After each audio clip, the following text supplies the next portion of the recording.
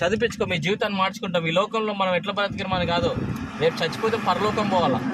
అర్థమైందా? కొత్తగా పెట్టిండ్రు ఇప్పుడు చర్చి పెట్టిర్రా? మరి నువ్వు పోతున్నావా?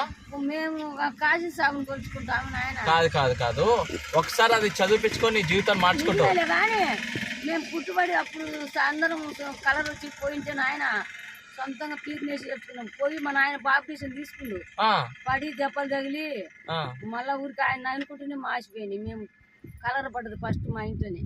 సరే, నేను ఇప్పుడు ఏమంటున్నా అంటే నిజమే, మంచి మాటే. మా నాయన పోయిండు, బాప్టిజం తీసుకొని పోయిండు. చనిపోయిండా? చనిపోయిండు.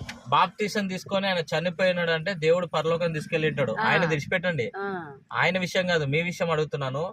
ఇప్పుడు ఆయనది అయిపోయింది, ఆయన దేవుని దగ్గర ఉంటాడు అనుకోండి. మీ విషయం అంటున్నాము. ఈ లోకంలో మనం ఎట్లా బ్రతికినాం కాదు, రేపు పరలోకంలో మనకు కనబడాలంటే ఈ లోకంలో యేసుప్రభుని నమ్ముకోవాలా. అర్థమైందా? యేసుప్రభుని